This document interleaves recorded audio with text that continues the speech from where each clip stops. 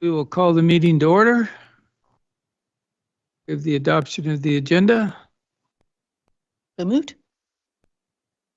Seconder, any questions? All in favor? Move to a motion to close.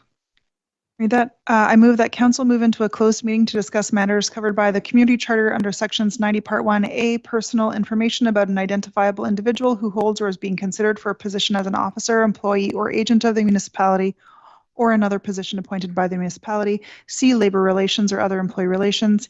E, the acquisition, disposition, or expropriation of lands or improvements if the council considers that disclosure could reasonably be expected to harm the interests of the municipalities. F, law enforcement, if the council considers that disclosure could reasonably be expected to harm the conduct of an investigation under or enforcement of an enactment. And 90 part 2B, the consideration of information received and held in confidence relating to negotiations between the municipality and the provincial government or the federal government or both, or between a provincial government or the federal government or both and a third party. Seconded by Councillor Southcott. Any further discussion? All in favor? Passed unanimously.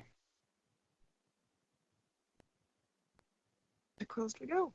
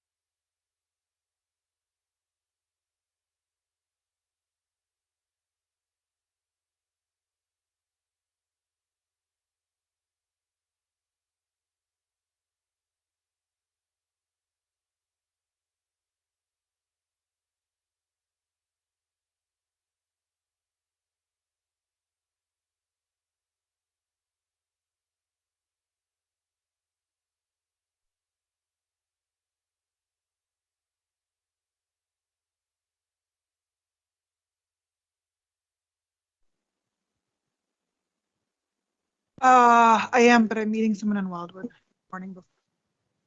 Oh, welcome. We are reconvening our council meeting. I'd like to acknowledge that we're holding this on the traditional territory of the Kalama Nation. We'll move with public and statutory hearings, nothing, public input period. So members of the public have an opportunity to provide comment for a maximum of 2 minutes on items listed under legislative matters, committee recommendations, or new business. If you wish to come forward? Anybody online?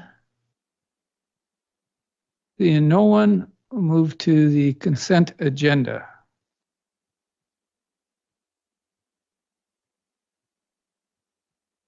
Councillor Everett. I move that the April 3, 2025 consent agenda be adopted. Seconded by Councillor Southcott. All in favor? Passed unanimously. I'll move to item 11, which is legislative matters.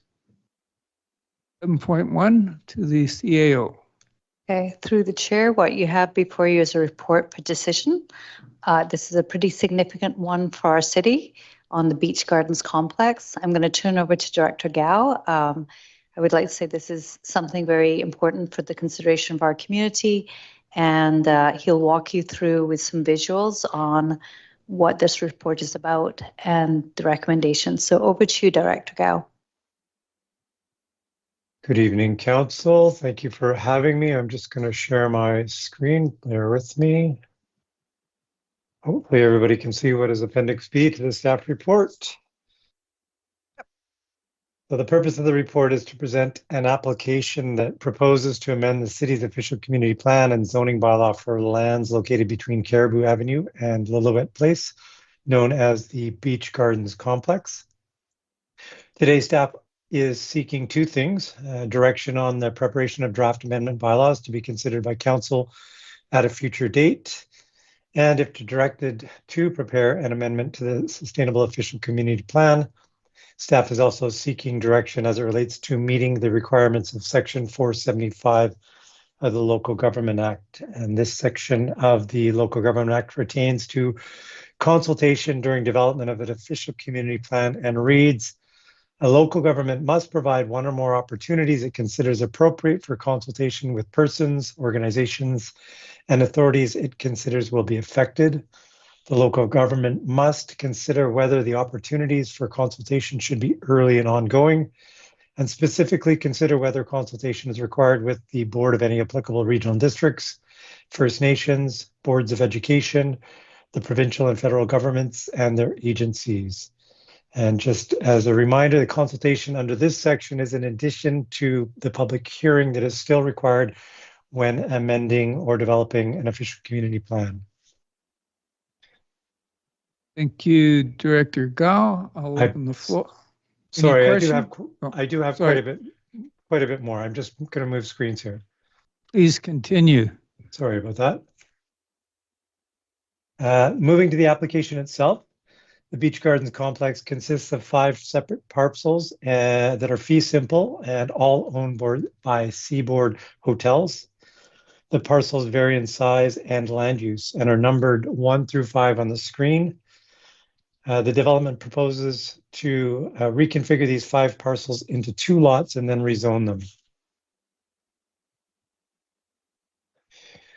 The diagram on the screen was provided by the applicant's consultant, and it illustrates their client's desired lot reconfiguration and future zoning for each of the newly defined lots. Please note that consolidation and reconfiguration of parcels can only be achieved through subdivision, which requires the approval of the city's approving officer, meaning that for this proposal to be successful, a multi-step process is required, with approvals being granted by both council and the approving officer. The focus of this report is those land use approvals that are within council's purview. For today, it's easiest to start with the proposed rezoning aspect of the application, and I will save the discussion related to the amendments to the Sustainable Official Community Plan for the end of the presentation. So going to the diagram on the left, It shows the current zoning of the lands and illustrates that this is a varied zoning. The two smallest parcels with frontage on Lillooet are vacant. And unfortunately, the diagram doesn't illustrate Lillooet, but Lillooet is the street to the very far, in this case, the left-hand side of that parcel.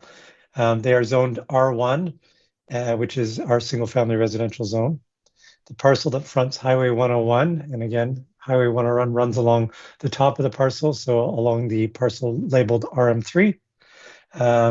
This parcel is vacant, and as I said, it's zoned RM3, which is our medium density multifamily residential. The remaining two parcels, shown in light blue and orange, house the Beach Gardens complex and are zoned C4 tourist commercial.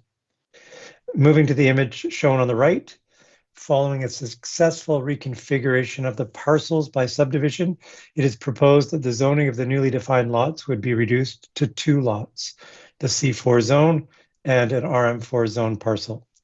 If successful, the area currently zoned C4 would be reduced by approximately 0.7 hectares. And the area currently permitted to house multi-unit residential development would grow from 1.9 hectares to 2.8 hectares, as it would absorb the 2 R1 zoned lots and some of the existing C4 lands. And you can sort of see that in the diagram here. Additional planning considerations are best explained based on the specific zoning proposed for each newly defined parcel. So starting with the parcel proposed to be rezoned to C4, these lands are already developed and are proposed to be reduced in size. So beyond shifting the access to these lands to an existing driveway where Caribou and Westminster intersect, not much is proposed to change on these lands in terms of use. They will continue to provide tourist accommodation use in the form of a resort with amenities.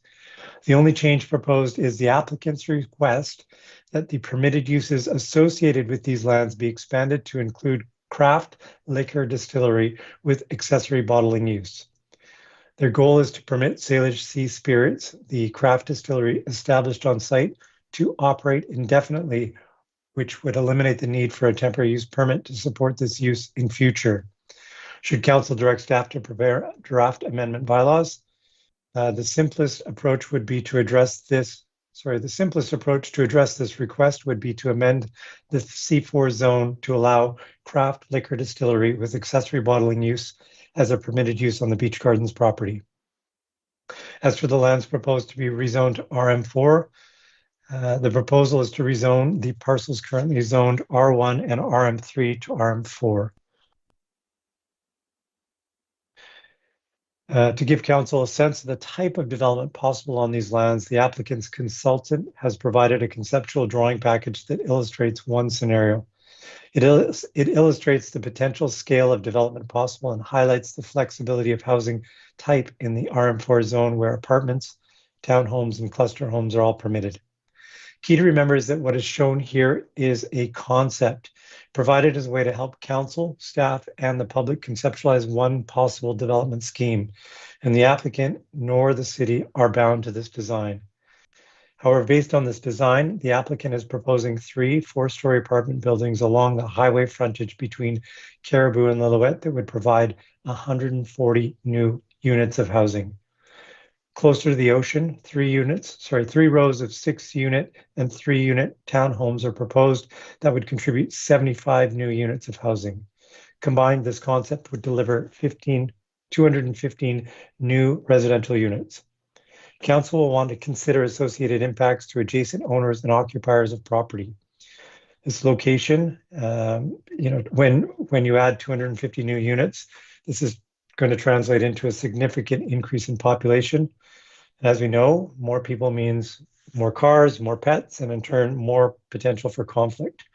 There will be direct impacts on the residents living on Caribou and Lillooet, as well as those living directly across the highway from this property. And while this is true, it's probably good for council to consider that there are existing development rights held by the current property owner. As I mentioned earlier, 1.9 hectares of these lands are already zoned RM3 and would accommodate a development of similar intensity without rezoning approval.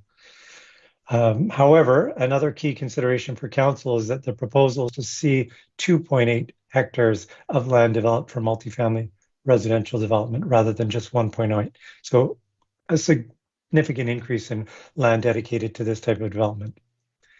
And this is because the proposed consolidation includes, as I said earlier, the R1 zone lots that front Lillooet and some of the lands currently zoned C4.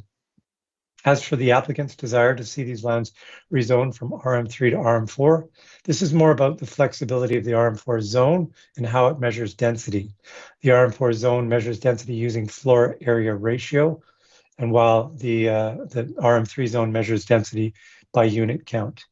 And measuring density by unit count is somewhat outdated, and it pushes developers to maximize unit size instead of building units that the community needs. Based on this concept, what is proposed are smaller 1- and 2-bedroom units. And while not quantified in the interim housing needs report adopted by council late last year, this move towards smaller unit sizes with fewer bedrooms is supported in the report, specifically as it relates to addressing suppressed household formation. As for the impact related to additional traffic, as part of the initial review and due to the proximity of the subject lands to the provincial highway, the application was referred to the Ministry of Transportation and Infrastructure. Following their review, the ministry requested that the applicant be required to prepare a traffic impact assessment. That assessment was prepared by CTS traffic engineering specialists and delivered to the ministry and city last fall and was included as an attachment to the staff report you have before you. Based on the proposal, which includes the closure of the current driveway for the Beach Gardens Resort that connects directly to the highway near the intersection at Caribou, CTS performed an intersection capacity analysis of the adjacent key intersections with the addition of the site traffic for the years 2024, 2029, which is the full build out, and 2034, which is 5 years after the build out. From this analysis, CTS determined the traffic impacts of the additional site-generated traffic volumes to be negligible as none of the intersection performance and level of service measurements changed. Essentially, their position is that while adjacent streets and intersections would get busier, they would still perform at a level deemed acceptable to traffic movement for a more rural setting like Powell River. Further conclusions and recommendations are included in the traffic impact assessment on page 39. Returning to the diagram that was provided by the applicant, what I've described up to this point is aspects related to the rezoning component of this application. However, before the proposed zoning can be considered, the land use designation from the Sustainable Efficient Community Plan must be amended.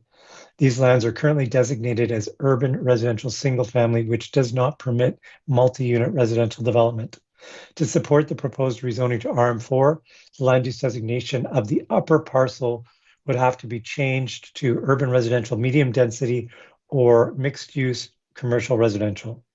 For the lower parcel, while already zoned to accommodate the current use, it would be best practice to address the land use designation of these lands at the same time.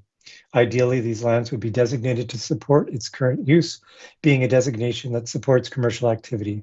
Most appropriate would be the mixed-use commercial residential land use designation. So this brings us to where we are today. Staff is seeking direction on whether to further this application process by developing draft bylaws for council to consider at a future meeting and to initiate those steps related to meeting Section 475 of the Local Government Act. You have the recommendations before you, and thank you. I'm available for questions. Thank you, Director Gao. Excellent report. Councillor Isaacson. Yeah, thank you. A couple of questions. One, we received correspondence from a resident today outlining concerns around vehicle access along Westminster and up Whitney instead of Caribou because of the lower grade. And I'll admit I did not read the full traffic assessment study. I'm wondering, there's so many steps in these sorts of developments. At what point would concerns like that be raised? And was there any specific reference to increased traffic? I think in particular for the hotel, like the tourism-based aspect along Westminster and up Whitney. Through the chair to Councillor Isaacson, I can say that the additional traffic that you're referencing, as well as the existing traffic for the resort itself, were considered as part of the traffic impact assessment. Consideration around movements along Westminster up to Whitney, I do not believe were considered as part of the traffic impact assessment. They were looking at those intersections immediately adjacent to the site. And again, those would be movements that wouldn't necessarily be controlled by how an intersection was developed. If people chose to move down Westminster and up Whitney to avoid having to wait additional seconds at one of the other intersections, that would be at the driver's purview. But I can say to your question about when these types of concerns would be raised, so the early and ongoing engagement that makes up part 475 is an opportunity for those members of the community that feel they may be impacted by a development like this to raise those concerns. My expectation that any report coming back for council to consider would include at least highlight some of these concerns and or include the correspondence itself, depending on, as you mentioned, council did get that correspondence, so I'm a little unclear if we were going to also include that as part of a report. But again, it would be staff's opportunity to highlight that, yes, these are the things that we're hearing about, and perhaps address them in a way that makes sense prior to any readings of a bylaw given, or if deemed not to be a concern, kind of note them, if that makes sense. Yeah, thank you. And so do you know off the top of your head if the 100-meter recommendation for public engagement would get as far as Whitby? Through the chair to Councillor Isaacson, my strong belief, and that's a great point. My strong belief is it does, and I think we did that because when we're essentially going to use the same mail out that we did for the recent temporary use permit, and that mail out was quite substantial, and we didn't want to make arbitrary lines, so we made some very clear, distinct lines that picked up entire neighborhoods rather than leaving a few of the houses out of the communication. Thank you. Sir Elliott. Thank you. So there's a lot here, and it's good that we have time to digest and talk later about this particular project as well. My question is the access points at Lillooet and Caribou. Those roads are, not very wide, not very, haven't been really built for a lot of traffic. And I'm curious as to, like, I see the very nice picture that includes them. Is the intention as part of this development to upgrade those roads in width or conform to any kind of different size than what they currently are? Through the chair to Councillor Elliott. Yeah, so the subdivision, I touched on it lightly, being a process that's not in the purview of council, is the process actually where offsite works and services would be reviewed. We would be looking at those roads from the perspective of accommodating higher volumes of traffic, as well as some of the other infrastructure that we'd like to see in the case of redeveloping these, for example, sidewalks and some of the other things that would make these more usable. So your question is valid. It hasn't been reviewed because we haven't really started that process, the subdivision, but that would be the place where they would be reviewed. Thank you. No, I have another question. I was giving room for other people, so I can. Southcott. Thank you, Worship, and thank you, Mr. Gao, for the excellent report. Great to see this happening. Two questions that may be premature, I'm not sure. Considering that the proposal is to convert this to RM4 zoning, I'm assuming that would open the way for a housing agreement, and I'm just wondering if it's foreseen that that could be a possibility. And I'm also expecting that with the completion date potentially of 2029, that this would probably be a phased type of development. Is that the intention? So 2 questions. Thank you. Through the chair to Councillor Southcott. Yes, there has been, if you will, an ad hoc approach to requesting those types of amenity contributions. And you've seen with larger developments, thinking about the Edge Hill development, there was an offer by the developer to provide some housing units, more affordable housing units, I will say, and enter into a housing agreement. More recently, there was a development that has now moved to building permit stage. Same developer between Alberta and Franklin. That was a different process because what was triggered there was the density bonusing. And so a little bit different. And again, it would come back to exactly what was being proposed. So your question, my understanding is that you're really referring to, at time of rezoning, would council request some form of housing, affordable housing as a condition of approval, and that's something that would be considered when staff come back with bylaws for your consideration, with recommendations associated with considerations for at least first reading. And second question, I apologize. You did ask a second question, and I'm forgetting what that was. Yeah, thank you for that first answer. That was the main thing I was wondering about. But the second question simply was, I'm assuming this would be a phased development, so not a single construction phase. Yeah, through the chair to Councillor Southcott, I think the answer is I don't know. It's very likely that something of this scale would be phased, but at this point, the developer has not committed to any kind of phasing. Thank you. Director Gao, can you indicate whether or not the fees associated with the meeting the request of the proponent is enough to cover the cost of staff processing the request? Through the chair to your worship, if you're referring to those fees collected at time of rezoning? Correct. Yes. I think it's fair to say that our rezoning applications we look at quite broadly, meaning all our rezoning applications cost $1,500. And in this case, this is a combined OCP and rezoning application, so that cost is $2,500. And what we find is that we spend more time on projects like this, but it balances out in the end. So that is one of the things that we're expected to do, is look more broadly at what it costs the city overall to process these types of applications.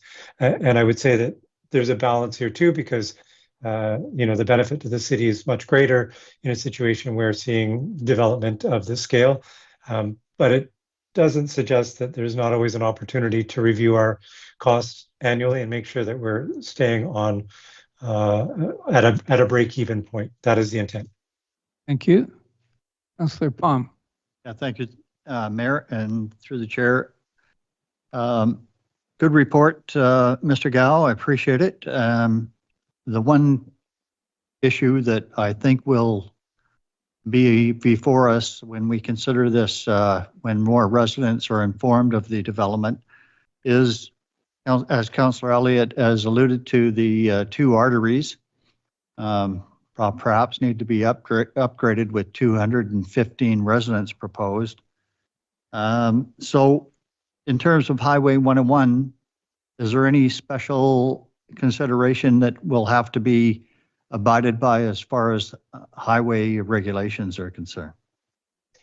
Through the chair to Councillor Palm. So my review of the traffic impact assessment and looking specifically those conclusions and recommendations is that there's actually, from a traffic impact perspective, limited upgrades required. I think where the city has broader authority is our infrastructure design and construction bylaw that speaks to our minimum requirements for roads serving different uses. And so in this case, the C4 zone would trigger a review from the perspective of providing commercial activity down along Caribou. And so there are widths that would be required that might differ from that of a width related to a local residential street.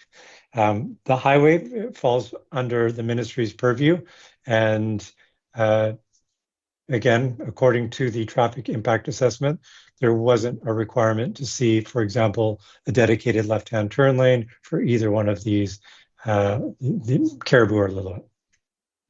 Thank you, Mr. Gao. I'm sure the residents will like to hear that information in the future. Councilor Armida. Thank you, Mayor. Director Gao, I know this question might be a little premature, I guess, as we're still working with some tentative drawings and plans and such, but it appears the potential subdivision boundary goes through what we currently approved as the distillery TUP. And I know you mentioned the plan is for the distillery to stay on the Beach Gardens property. And this might not be part of the discussion yet, but am I to assume that either the boundary line might not be exact as the drawing is, or that distillery might relocate to a different section of the resort property?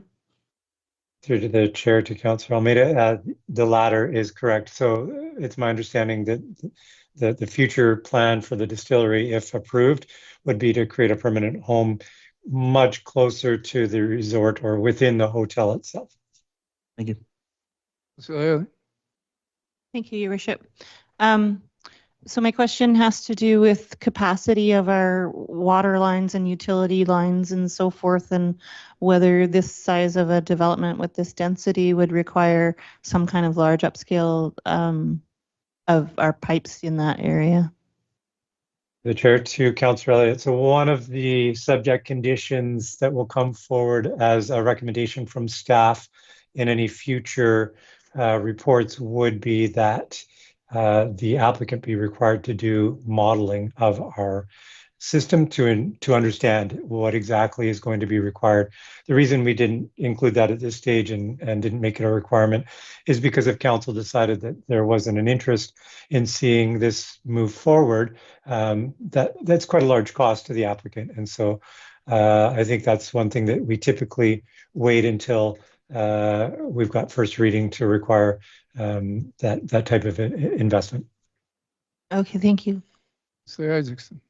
Yeah, thank you. I just wanted to raise one point. I looked at the traffic assessment and the times at which they actually did the measurements, 7:30 to 9:30 and 14:30 to 17:30 on a Friday. And while I don't know what the ferry schedule was on that date back in May 2024, it would only hit traffic coming from the very first ferry from Earls Cove. And I'm concerned that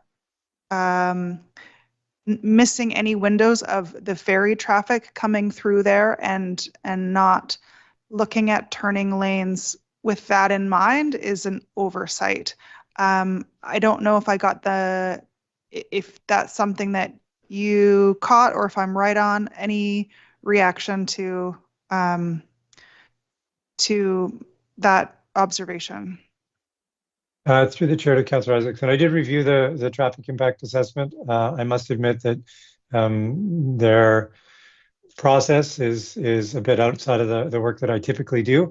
I do think there was a reference to looking at volumes at both the peak morning and the peak afternoon, much more from the perspective of our community here, but I hear your point.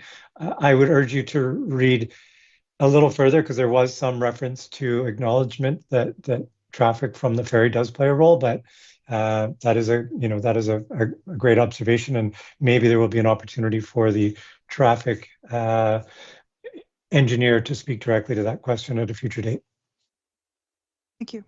Okay, do we have a motion based on the recommendations of staff? Councilor Almeida.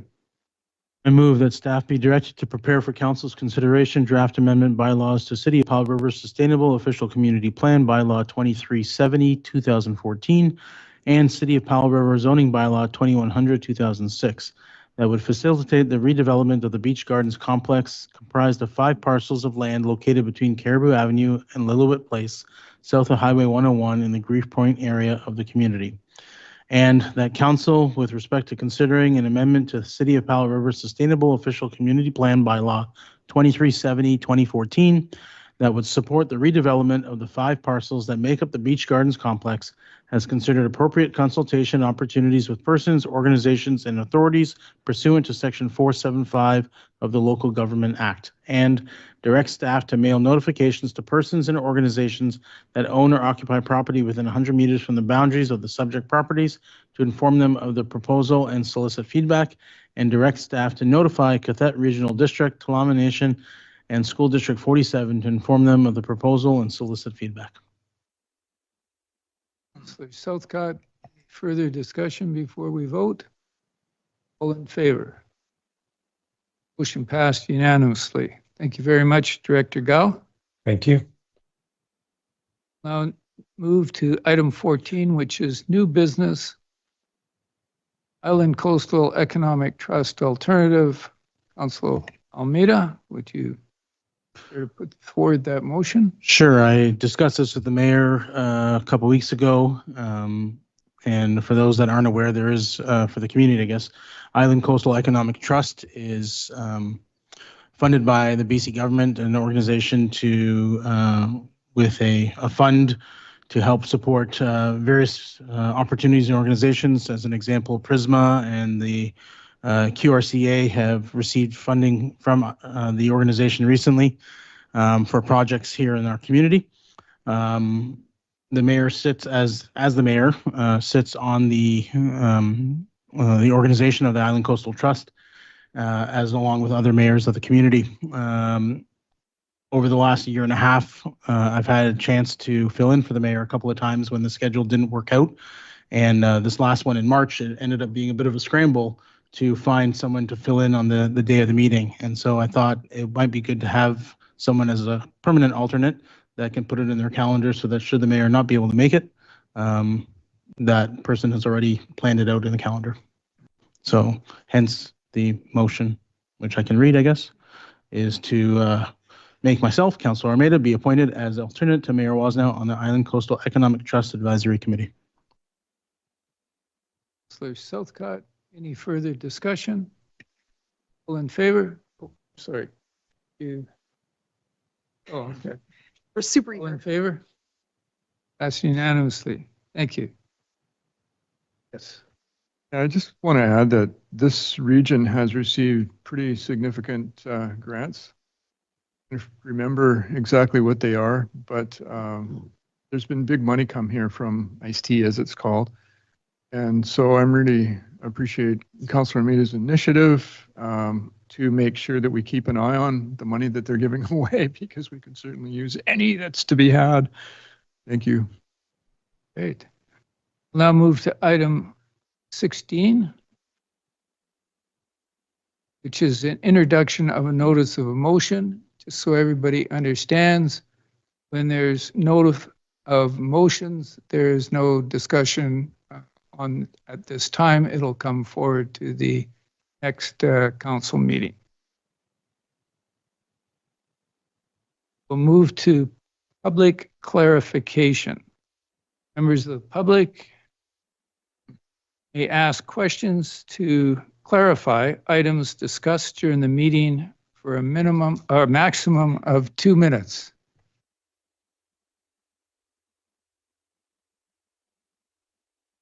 Mr. Galinsky.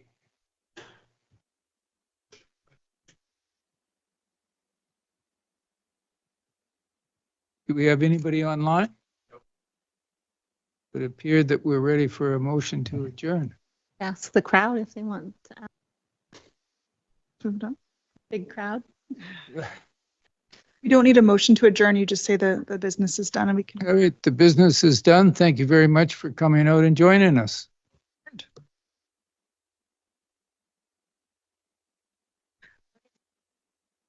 So you were wrong. I was wrong. I'll admit it.